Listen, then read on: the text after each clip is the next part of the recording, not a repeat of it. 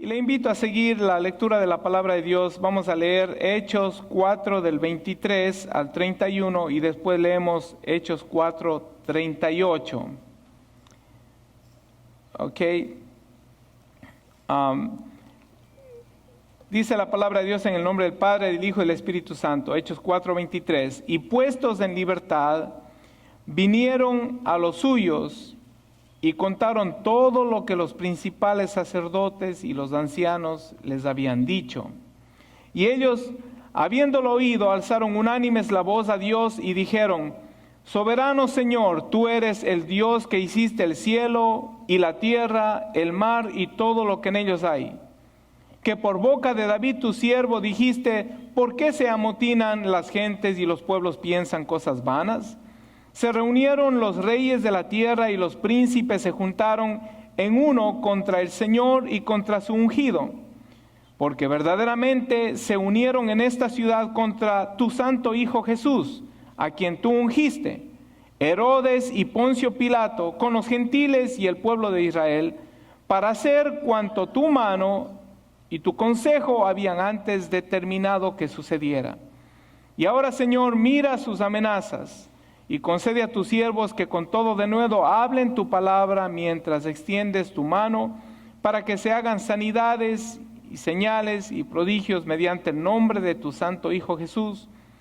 Cuando hubieron orado, el lugar en que estaban congregados tembló, y todos fueron llenos del Espíritu Santo, y hablaban con denuedo la palabra de Dios. Y luego leemos, es el 5:38 del mismo Hechos, dice la palabra de Dios: y ahora os digo, apartaos de estos hombres y dejadlos, porque si este consejo o esta obra es de los hombres, se desvanecerá. Mas si es de Dios, no la podréis destruir. No seáis tal vez hallados luchando contra Dios. Padre, te damos las gracias en el nombre de Jesús por tu palabra que es viva y eficaz. En este día, Dios mío, háblanos, redargúyenos, consuélanos, exhórtanos, edifícanos conforme a tus propósitos. En el nombre de Jesús de Nazaret, que tu Espíritu, Señor, sea trayendo la convicción, la revelación, la iluminación, que solamente Él y tu palabra pueden darnos, Señor, a cada vida y a cada corazón en este lugar. En el nombre de Jesús, amén. Puede tomar asiento. Aleluya. La segunda porción de la palabra que leímos, Hechos 4:38, está hablando Gamaliel, que era un sacerdote muy reconocido y muy venerado, dice la palabra de Dios, en aquella época. Es mencionado también por Pablo. Pablo fue un discípulo de Gamaliel, fue un docto en las Escrituras, y él hace esta declaración a todos los principales y a los sacerdotes, principalmente a los saduceos que estaban reunidos en aquel momento, que estaban queriendo detener la predicación del Evangelio. Habían tomado arrestados por segunda vez a Pedro y a Juan, y no sabían qué hacer. Estaban confundidos y no sabían en qué iba a parar. Dice, estaban pensando en qué va a parar toda esta situación, en qué va a parar. Estaban confundidos porque el Evangelio había traído una pequeña revolución o conmoción en el pueblo de Israel, en Judá, en aquellos días. Y este hombre docto, Gamaliel, dice, les da este consejo, les dice: apártense de estos hombres, déjenlos, porque si este consejo o esta obra es de los hombres, hablando de la iglesia, hablando de la predicación del Evangelio, hablando del mover de la iglesia primitiva, dice, si este consejo, esta asociación o esta obra es de los hombres, se desvanecerá. Y luego da unos casos, si usted puede leer la Biblia. Aparecieron dos líderes en aquel entonces que se hicieron de un grupo de personas tratando de formar una pequeña conmoción, pero fracasaron. Pereció el líder y todo se desvaneció. Pero Gamaliel dice, estos dos hombres empezaron algo, y cuando ellos murieron las cosas se desvanecieron. Pero si esto es de Dios, no la podéis destruir. Escuche lo que dijo Gamaliel: si esta obra, si esta predicación, si este evangelio es de Dios, no lo van a poder destruir, y a lo mejor van a ser hallados luchando contra Dios. Por 2000 años el evangelio de Jesucristo ha sido objeto de burla, ha sido objeto de cuestionamientos de intelectuales, de filósofos, de personas aún de los religiosos, queriendo traer queriendo probar alguna clase de error en el evangelio de Jesucristo, queriendo desmentir la verdad del evangelio de Jesucristo. Pero el día de hoy yo quiero hablarles sobre eso. Y al principio leímos acerca de la oración que hizo temblar la tierra. Una oración, el otro día nos tomamos el tiempo y me tomaron el tiempo, ¿no? Con el cronómetro de cuánto duró esta oración. Dura aproximadamente 1 minuto duró esta oración de acuerdo al texto bíblico. Y la tierra tembló. Nos habla del evangelio de Jesucristo, de la iniciación de la iglesia hace 2000 años. El evangelio quiere decir buenas nuevas de salvación. Y hay buenas nuevas para los que están presos en sus delitos y pecados, para los que están presos en tinieblas. Lamentablemente hay personas que están presos y no saben que están presos. Usted y yo estábamos en algún lugar en esa condición. Y quiera Dios que el día de hoy todos nosotros estemos disfrutando de la luz del evangelio en nuestras vidas, esta luz que trae vida en abundancia. Hay quienes están presos y no lo saben. Cristo ofrece libertad a los que quieren ser libres, y Cristo ofrece nueva vida a los que están buscando una nueva vida. Y es posible que el día de hoy usted esté sentado aquí y usted esté diciendo: yo necesito un cambio en mi vida. Es posible que usted esté aquí el día de hoy y diga: yo estoy por años y años en la iglesia, pero yo me siento que no estoy disfrutando de la fuerza y del poder del evangelio. Es posible que usted diga: este pasaje de la Biblia lo leo, lo creo, pero no es relevante para mi vida. No estoy viviendo la potencia del evangelio que costó la sangre de Cristo. Cristo vino a libertar a los cautivos, Cristo vino a dar luz a los que andaban en tinieblas, y Cristo vino a dar nueva vida, vino a darnos libertad. ¿Está usted gozando de la libertad que ofrece el evangelio? ¿Está usted gozando de la vida abundante que costó la sangre de Cristo? ¿Está usted viviendo el regalo maravilloso de la fe? ¿O su vida va de tumbo en tumbo, y de culto en culto, y de pregunta en pregunta, y está llena de incertidumbres? Nosotros no tenemos nada de lo que la iglesia primitiva, no carecemos de nada de lo que la iglesia primitiva tuvo. Es más, podemos decir que hoy en día estamos en ventaja al lado de la iglesia primitiva. Tenemos Biblias en muchas versiones, en muchas maneras en que podemos leerlas. Usted está sentado en un lugar con aire acondicionado, con alfombra. No sabemos cómo fue la iglesia primitiva exactamente, pero sí sabemos que sufrieron persecución y que con lo poco que tenían lo pusieron en las manos del Señor y hicieron mucho. Quiera Dios que cuando tengamos que dar cuenta a Dios podamos decir: Señor, con lo mucho que tú nos diste, hicimos lo que tú nos mandaste hacer, y que no tengamos que decir: con lo mucho que tú nos diste, hicimos poco. La fuerza y el poder del evangelio de Jesucristo. Gamaliel reconoció y dijo: si es que esta obra, si es que este consejo es de Dios, no lo van a poder destruir. Y al principio leímos como la Biblia dice: puestos en libertad, el versículo 23, puestos en libertad vinieron a los suyos. Y contaron todo lo que los principales sacerdotes y ancianos les habían dicho. Habían estado presos, Pedro y Juan, por causa del evangelio. Habían estado predicando y acaban de salir de la cárcel. No solamente que acabaron de salir de la cárcel, sino cuando fueron puestos en libertad, dice la palabra de Dios que les intimaron. Intimaron quiere decir que les ordenaron terminantemente, les hicieron, según los principales, les quisieron infundir temor. Le dijeron: no queremos que nunca más ustedes vuelvan a predicar esta palabra. Habían estado presos. Y después para soltarles les dicen que no vuelvan a enseñar en el nombre de Jesús. Pero mire lo que dice. Después de que oraron, la última parte de los versículos que leímos dice: cuando hubieron orado, el lugar en que estaban congregados tembló y todos fueron llenos del Espíritu Santo. Y la misma cosa que se les había prohibido a las autoridades, amenazándoles con cárcel y amenazándoles con muerte, eso fue lo que hacían. Dice, y hablaban con denuedo la palabra de Dios. Es la fuerza, es el poder, es el ímpetu del Evangelio. El Evangelio de Jesucristo. La Biblia dice, el versículo 12 del capítulo 5, por causa de que ellos honraron y prefirieron obedecer a Dios, por causa de que dieron prioridad a lo que Dios estaba dando prioridad y no obedecieron a los hombres, por causa de que no se dejaron intimidar, el versículo 12, el capítulo 5 dice, y por mano de los apóstoles se hacían muchas señales y prodigios en el pueblo, y estaban todos unánimes en el pórtico de Salomón. La fuerza y el poder del Evangelio. Trataron de silenciarlos hace 2000 años y no han podido silenciar la fuerza y el poder del Evangelio, el ímpetu del Evangelio de Jesucristo.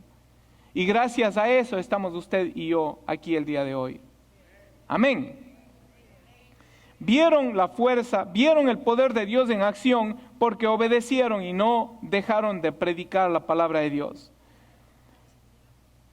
Yo no sé de usted, pero yo constantemente vivo diciéndome y desafiándome. Yo quiero ver más del poder de Dios. Yo quiero ver más del poder del Evangelio. Yo quiero ver a Dios en acción.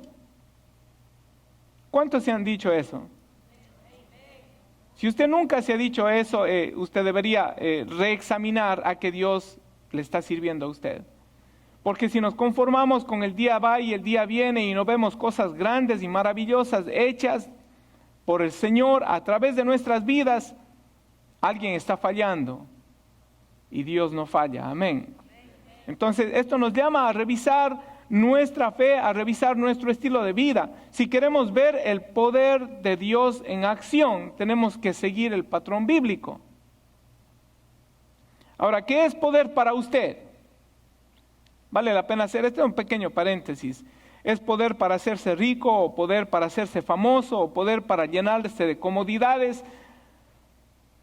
Eso, mi hermano, es un evangelio barato. Cristo no murió en la cruz del Calvario para hacerle rico a usted.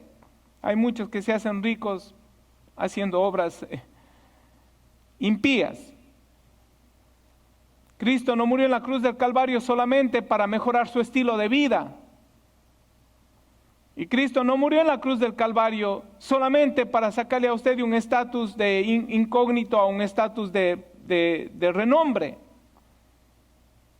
Los que predican eso le han quitado el verdadero valor al Evangelio. Cristo murió en la cruz del Calvario para darnos vida en abundancia, para darnos una vida plena. ¿De qué se trata esta vida en abundancia? Esta vida plena se trata de poder vivir los planes de Dios para su vida, de poder servir en los principios del reino. De eso se trata el poder. ¿Para qué hemos sido empoderados? ¿Para qué hemos sido salvados? Isaías 61:1, luego Jesús lo citó en Lucas capítulo 4, dice: el Espíritu de Jehová el Señor está sobre mí porque me ungió Jehová y me ha enviado a predicar buenas nuevas. No se siga preguntando cuál es el plan y cuál es el propósito de Dios para mi vida.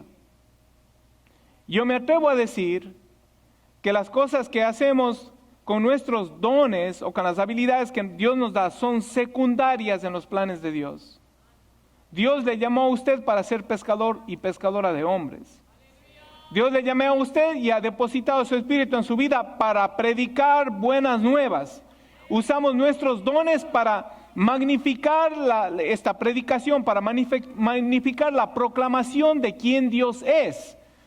Pero el propósito principal, no se pregunte más nada, no se dé más vueltas, no se haga más enredos. Dios le llamó a usted para que usted predique el Evangelio. Y solamente cuando cumplimos con el plan de Dios es que vamos a ver el poder y la fuerza del Evangelio obrando en nuestras vidas. Y me temo que en el siglo XXI la iglesia se ha convertido en un centro de compañerismo y no en columna y baluarte de la verdad. Ha dejado de ser la casa de oración. Y por eso es que no vemos el poder de Dios fluir en nuestras vidas.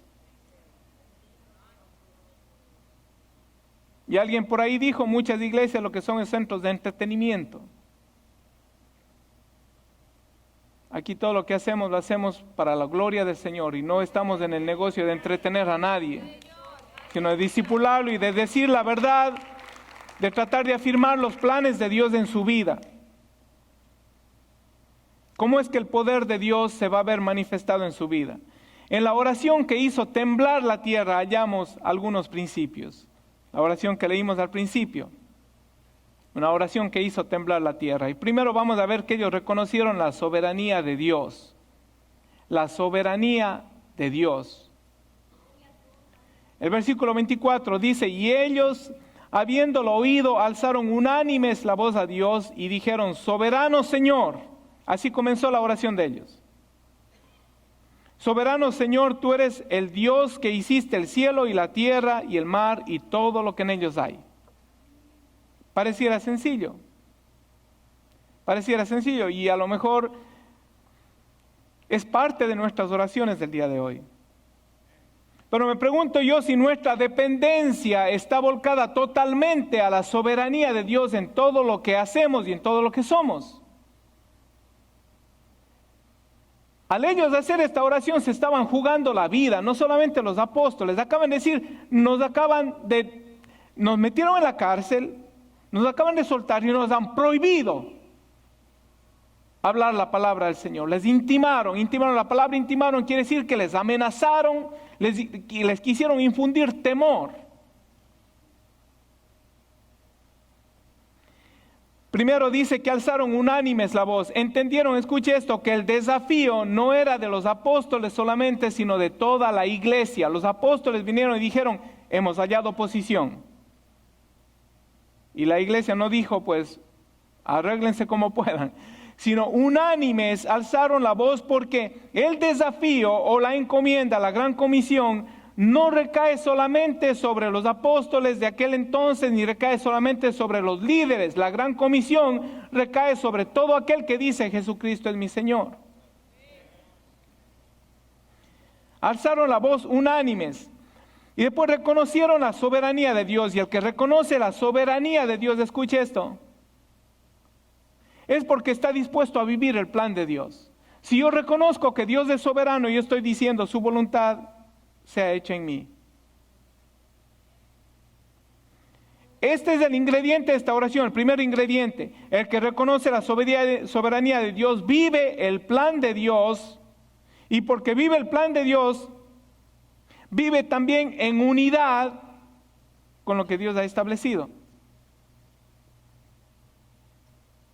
El que reconoce la soberanía de Dios dice, yo soy parte integral de los planes de Dios, yo soy parte integral de esta iglesia, yo soy miembro del cuerpo de Cristo y somos miembros los unos de los otros.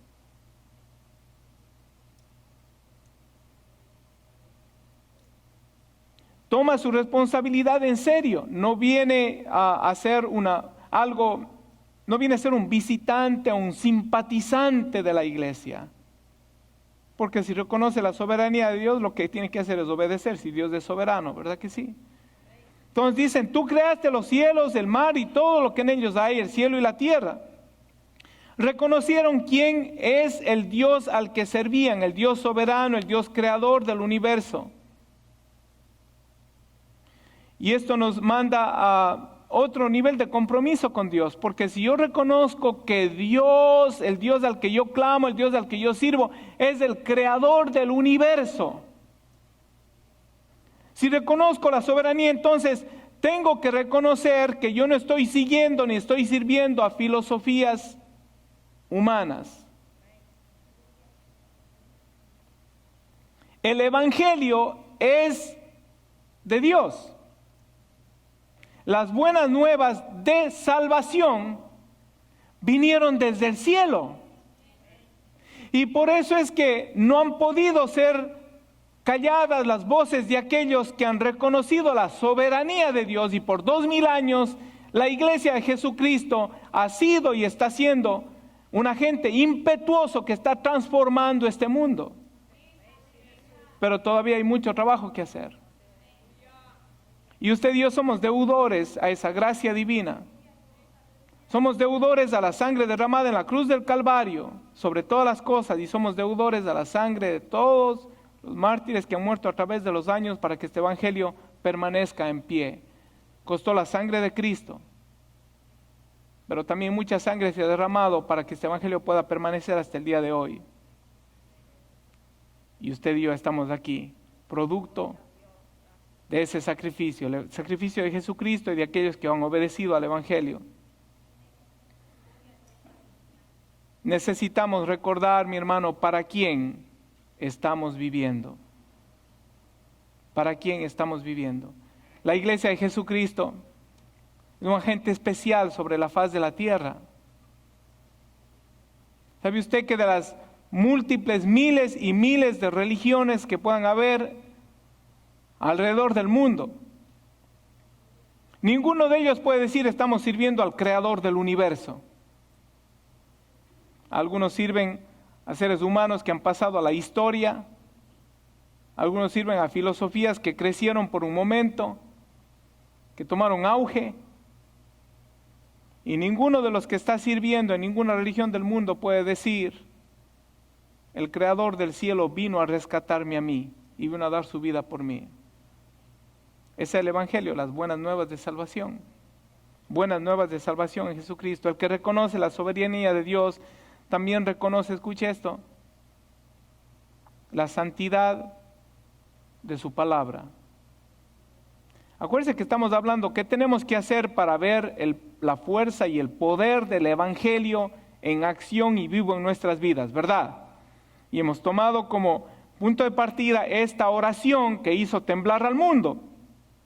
Y yo creo, como dicen por ahí, que los hechos de la iglesia de Jesucristo están todavía en pie. Usted y yo somos la iglesia de Jesucristo hoy en día. Amén. Aleluya. Reconocieron la santidad de la palabra. En Hechos 4:25 dice que por boca de David tu siervo dijiste. Citaron el Salmo número 2. Esto está en el Salmo número 2. Exactamente palabra por palabra, por boca de tu siervo David dijiste, ¿por qué se amontinan las gentes y los pueblos piensan cosas vanas? Se reunieron los reyes de la tierra y los príncipes se juntaron en una contra el Señor y contra su Cristo. Reconocieron la santidad de la palabra. Y escuche esto, reconocieron la infalibilidad de la palabra. Yo creo, mis hermanos, que nos hace falta meditar sobre este principio. El libro al cual nosotros le llamamos Biblia, que es criticado y ha sido criticado por miles y miles de años. Las escrituras, las sagradas escrituras que han sido criticadas. Yo creo, mi hermano, que necesitamos meditar en este principio. Esa palabra es santa. Esa palabra es infalible. Si es que no tomamos esto como el principio y el fundamento y la base y el ancla de nuestra fe, entonces no tenemos en realidad sobre qué pararnos. Pensamientos y principios y conceptos van y vienen. El cielo y la tierra pasarán, mas mi palabra no pasará, dice la Biblia. Creyeron en la santidad de la palabra, se dirigen al Dios creador del universo y luego dicen, y que por boca de David tu siervo. No solamente creyeron en la santidad de la palabra y en la infalibilidad de la palabra, sino que también reconocieron la inspiración de la palabra. Y hasta que usted y yo no le demos el lugar que la palabra se merece, en nuestros corazones, no vamos a ver el poder de Dios en acción en nuestras vidas. Hasta que usted y yo no abracemos totalmente la santidad, la infalibilidad y la inspiración de las Escrituras.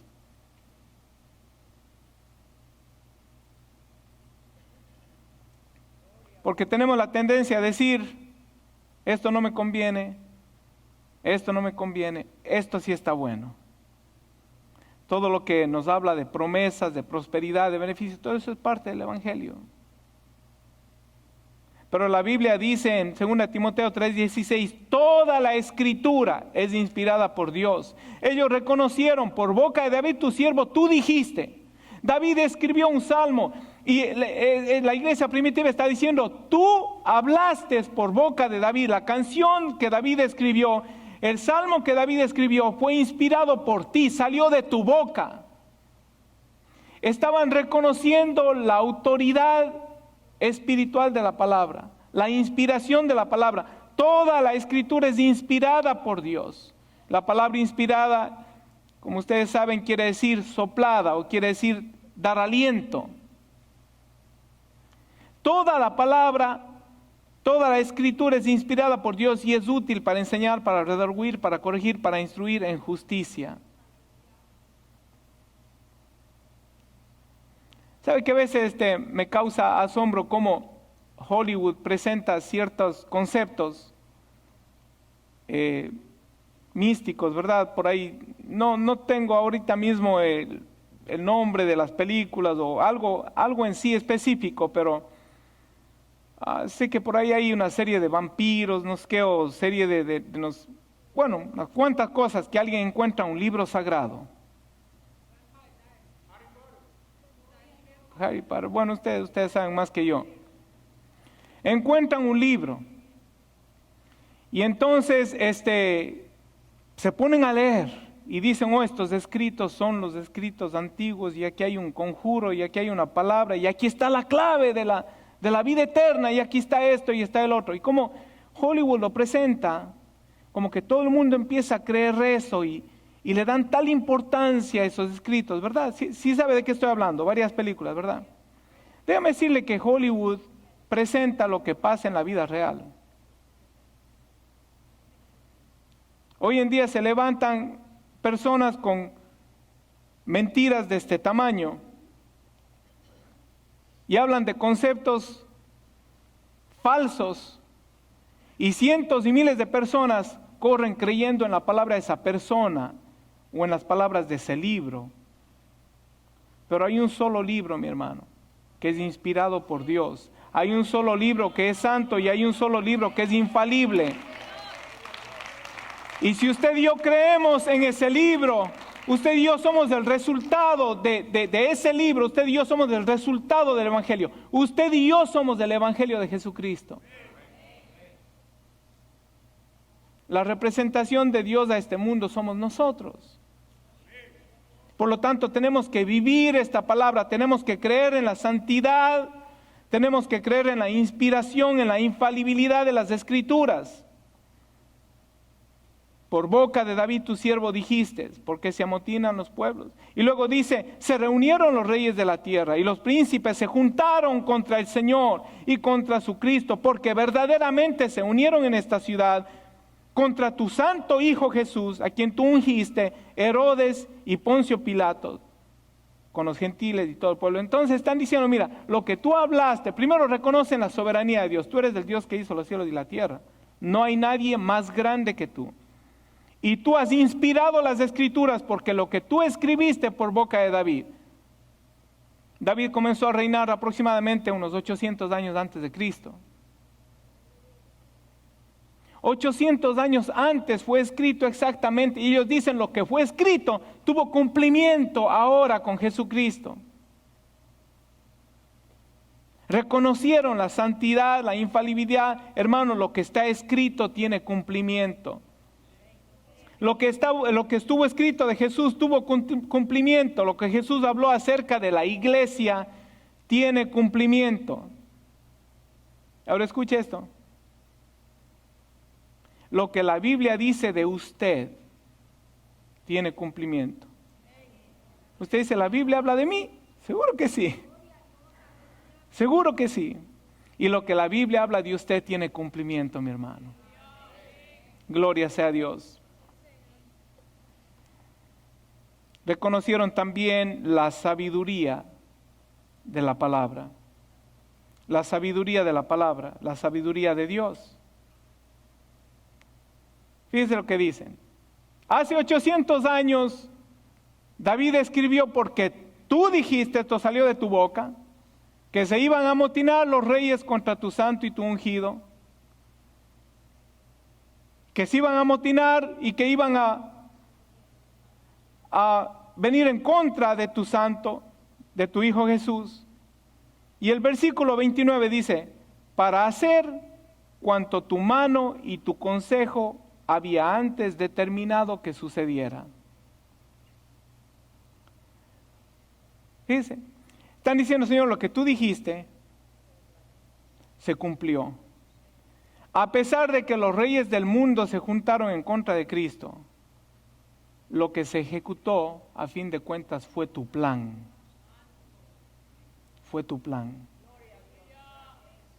Reconocieron la sabiduría de Dios, la soberanía de Dios, reconocieron la santidad de la palabra y reconocieron la sabiduría de Dios. Y por último, mi hermano,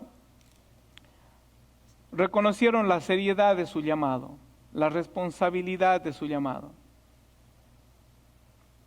El versículo 29 en adelante dice, y ahora, Señor, mira sus amenazas y concede a tus siervos que con todo denuedo hablen tu palabra mientras extiendes tu mano para que se hagan sanidades y señales y prodigios mediante el nombre de tu santo Hijo Jesús. Cuando hubieron orado, el lugar en que estaban congregados tembló y todos fueron llenos del Espíritu Santo. ¿Qué pidieron los creyentes? En toda esa oración reconocieron la sabiduría, la soberanía, la sabiduría, la santidad, y ahora van a pedir. ¿Qué pidieron los creyentes? Para ellos pidieron una sola cosa. Una sola cosa pidieron los creyentes. La oración que hizo temblar la tierra. Entonces lo que pidieron tenía que ser importante para Dios. Pidieron una sola cosa. Valor para hablar la palabra. De nuevo quiere decir valor. No pidieron, Señor, líbranos de la cárcel. No dijeron, Señor, danos más dinero para alcanzar más naciones. No dijeron, Señor, danos más de esto, más del otro. Sabiendo que escuche esto, es interesante, sabiendo que la predicación del Evangelio les podía costar la vida. Dijeron, Señor, danos valor para predicar. No pidieron otra cosa para ellos. La oración que hizo temblar la tierra. Yo pienso que la oración que hizo temblar la tierra primero tocó el corazón de Dios. Porque entendieron que el Dios nuestro es el Dios soberano, el que hizo los cielos y la tierra. Porque entendieron que en su palabra es santa, que su palabra es infalible. No pidieron esto porque no tenían escapatoria y decir, bueno, ya nos metimos en esto, ahora vamos a tener que seguir.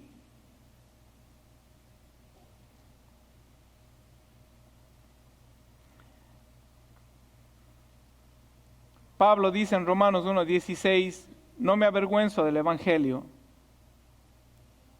porque es poder de Dios para salvación. A todo aquel que cree, al judío primeramente y también al griego, porque en el Evangelio la justicia de Dios se revela por fe y para fe, como está escrito, mas el justo por la fe vivirá. El Evangelio ha causado reproche desde el principio, pero escúcheme, el Evangelio no avergüenza. La Biblia dice, todo aquel que invocar el nombre del Señor no será avergonzado. El Evangelio no avergüenza. Fíjese estas palabras, porque el Evangelio no me avergüenzo del Evangelio porque es el poder de Dios para salvación. Es el poder de Dios en acción. Ese es el Evangelio. ¿Por qué estamos usted y yo aquí el día de hoy? Porque el Evangelio nos alcanzó. Porque alguien se puso en las manos de Dios, creyó que Dios es soberano, le sirvió o le rindió su vida como rey, que Él es como rey soberano.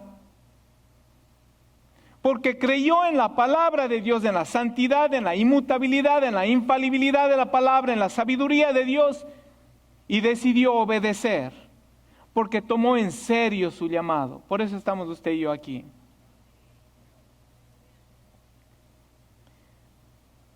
Es el poder de Dios en acción para salvar a la gente del infierno. No me avergüenzo, el Evangelio es del poder de Dios para salvación.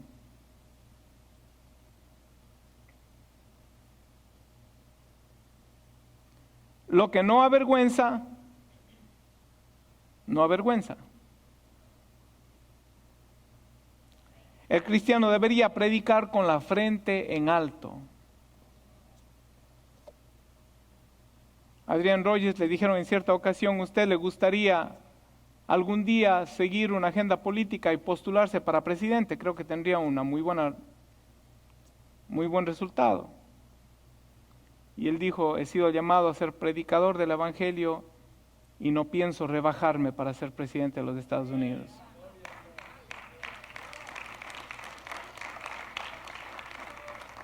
Él dice: el más alto oficio sobre la faz de la tierra, la responsabilidad más grande que el ser humano pueda tener, es ser predicador del Evangelio.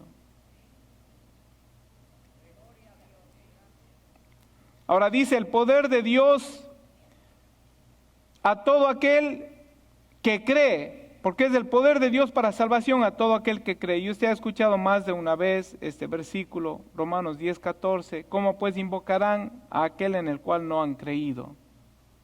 ¿Y cómo pues creerán en aquel de quien no han oído? ¿Y cómo oirán sin haber quien les predique?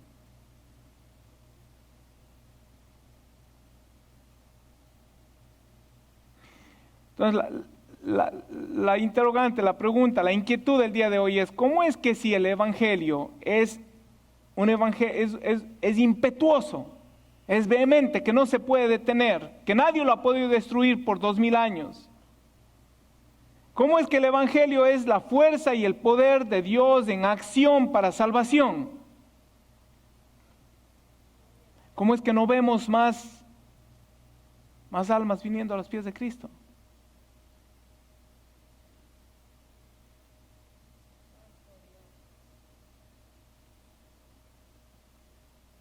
¿Será que Dios ha dejado ya de salvar?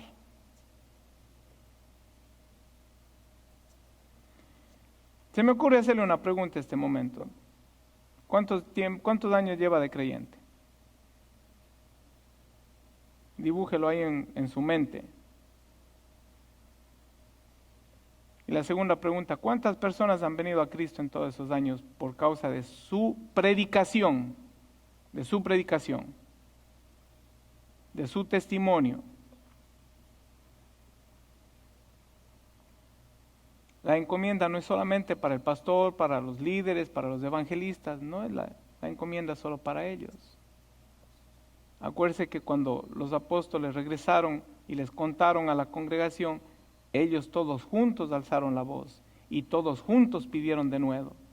Y después perseveraban todos juntos en el pórtico de Salomón y todos juntos hablaban la palabra del Señor con todo de nuevo.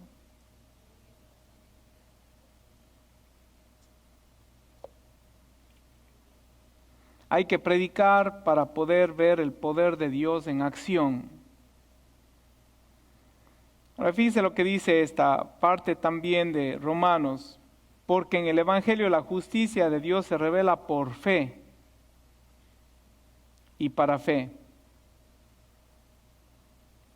Se revela por fe y para fe. Para ver el poder de Dios en acción, para ver el poder del Evangelio en acción, salvando vidas, libertando vidas, sanando vidas.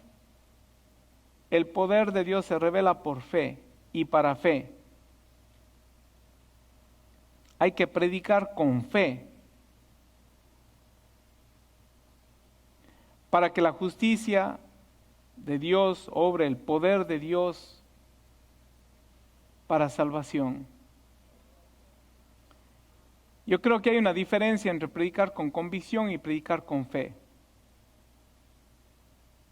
Hay diferencia mayor todavía predicar con conocimiento y predicar con fe. Hay personas que tienen conocimiento pero no tienen convicción. Y hay quienes tienen conocimiento y convicción pero no tienen fe. El poder de Dios se revela por fe y para fe. Una predicación apasionada da fruto. Una predicación apasionada por fe engendra y genera fe. Romanos 10:17, así que la fe es por el oír la palabra de Dios. El Evangelio se revela por fe y para fe. La fe llegó a su corazón porque alguien que tuvo fe le predicó a usted con fe. ¿No somos entonces deudores nosotros a Dios?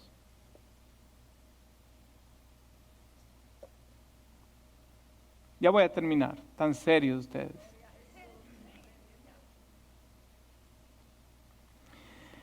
La última parte es interesante. La última parte del versículo de Romanos. No me avergüenzo del Evangelio, dice, porque es poder de Dios para salvación a todo aquel que cree, al judío primeramente y también al griego, porque en el Evangelio la justicia de Dios se revela por fe y para fe, como está escrito, mas el justo por la fe vivirá. El justo por la fe vivirá. La fe se demuestra por las obras. ¿Verdad que sí? Hay quienes dicen, yo creo en Dios y ya estoy bien, tengo mi ticket al cielo. Pero la fe verdadera se revela con frutos. No somos salvos por las obras. Pero un corazón lleno de fe no puede quedarse sin frutos. Ahora fíjese, el justo por la fe vivirá, esa palabra vivirá, es la misma palabra que se traduce como viviente en Mateo 16:16.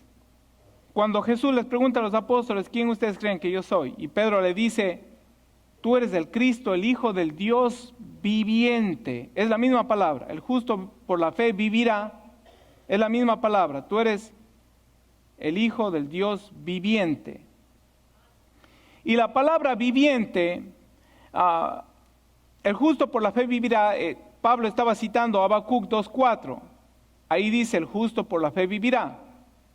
Ahora escuche esto, en griego la palabra viviente y vivirá es la misma, pero tiene otro sentido más que el que nosotros le damos con el español. Revisando la cita de Habacuc, la palabra en hebreo, la palabra el justo por la fe vivirá, vivirá quiere decir revivir, avivar, dar, infundir, mantener, otorgar, resucitar, salvar, sanar, vivificar. Entonces, el justo por la fe vivirá, o tú eres del Cristo, el Hijo del Dios viviente, implica una fuente de vida. No es que el justo, no es que yo voy a vivir por la fe. Si es que soy justo, si ya soy justificado, pues voy a vivir. Pero lo que está diciendo el justo por la fe va a convertirse en una fuente de vida. El justo por la fe va a convertirse en una fuente de vida, va a reavivar, va a revivir, va a dar, va a infundir aliento, va a mantener, va a otorgar, va a resucitar, va a salvar, va a sanar, va a vivificar. El justo por la fe va a hacer todas estas cosas.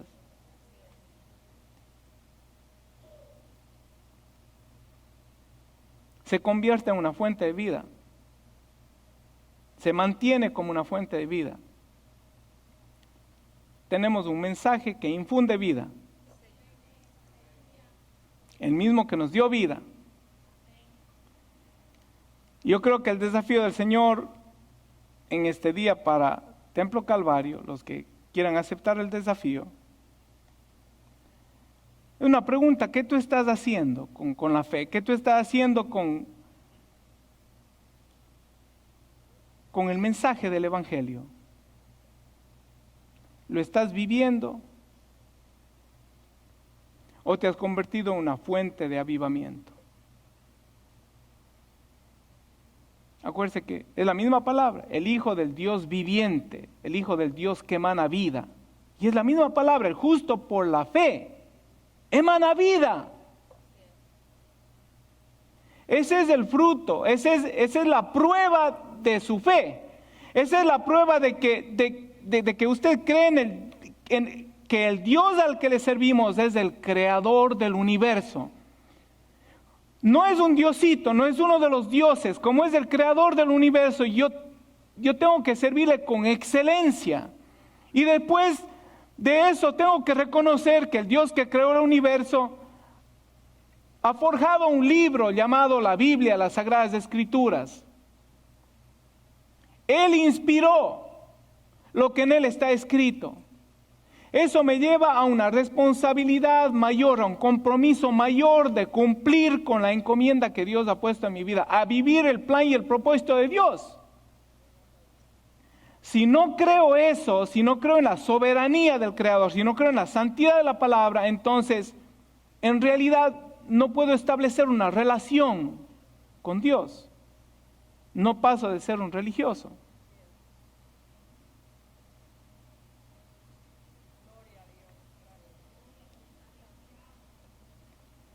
Juan 7:38, pongámonos de pies.